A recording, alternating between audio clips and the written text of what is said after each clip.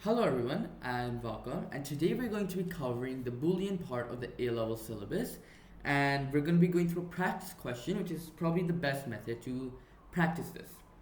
So let's start off. So first concept we need to know is about Boolean simplification, and I think the easiest way, the first step you should always do is finding a common factor. So over here I can see A is always common in all the terms. So what we can do is use the distributive law over here to simplify it. So we can rewrite this as A star A and then B slash C, and we don't call this slash, we call this bar. So we say B bar and C bar, and then or B C bar or B C. Now what we can do again is IC. We can either take C, we have C bar common in two terms, or we have B bar common in two terms. Sorry, B common in two terms. So the easiest way would be to use B. So let's go B, and then we would have C plus C bar plus B bar dot C bar. Now, if we look over here, A plus A bar is 1. So C plus C bar will always be 1. So we can rewrite this to be 1 plus B bar dot C bar. Now this is just equal to B plus B bar dot C bar. However, it is a very important thing that you guys show this step that is equal to 1, because this counts towards a method mark. Next, if we look at absorption laws, we have another law over here where it says A plus A bar B will be A plus B. So in our case, A would be B and B would be C bar. So we can rewrite this again as B plus C bar. And that will be our simplified equation. So it is a very simple concept. As long as you're able to learn all the identities and rules, it will be very simple for you to get these marks.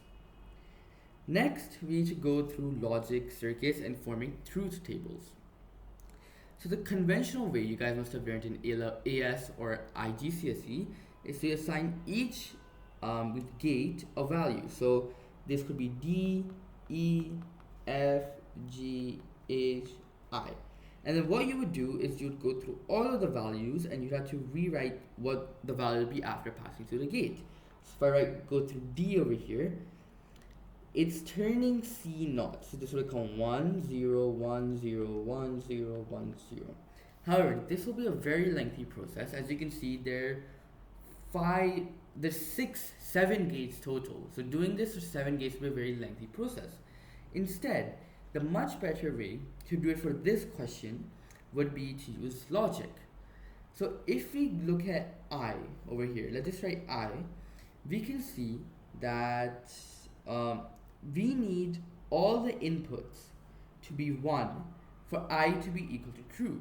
So we can just put this as 1, and all the other values we know will have to be 0, because you can see there's 3 normal gates, and the AND needs all the inputs to be 1. Now what you can see is that this is an OR gate. So as long as one of these inputs is 1, we will be getting a 1 as the output. And since we know this is 1 here, we can confirm that this will be 1 too. Here. Now, similarly, let's go to G. In G, we can see that we need A and B, and then not C. So we can eliminate the first 4 options here, since we need A to be 1. We can eliminate these two, since A needs to be 1. And our option left will be this one, since we want to between not C. Hence, we know that if this is 1, this will already be 1, X. Finally, we have F. Again, it is very similar approach.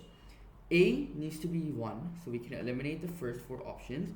And we want both the other inputs to be 0, because then if we do a NOT gate, it will turn into 1. So this is our perfect example, 1, 0, 0. And then all the other options will be zeros. So this will be 1. And then the other we can fill in as 0. Now we need to fill out the kernel map. So if we just compare we have this as the first option. This is when AB is 1, 0 and C is 0. AB is 1, 0 and C is 0. 1. Next we have 1, 1, 0. So 1, 1 and 0 here. And then we have 1, 1, 1. So 1, 1 and 1. So we can see that this is all the ones, and the remaining, as usual, turn into zeros. Now we just form loops around it. Alright, the easiest way to do loops is to start at the biggest number possible. Can I make a loop of 8? No. Can I make a loop of 4? No. So we can only make loops of 2s and 1s. So here, I can already see this will be a loop. Now, the people don't notice is you can have overlapping loops. So I can form another loop over here of another ones, and you can see this one is overlapping. And this would be the lowest amount of groups we would need, and this will make the most efficient solution possible. Now, if we consider, so let's consider this group. What is common in both? C is changing, but EB is always 1. So we can write AB. Or the other one, we can see A is the same and C is the same, but B is changing.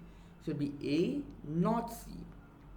So this would be our simplified sum of products.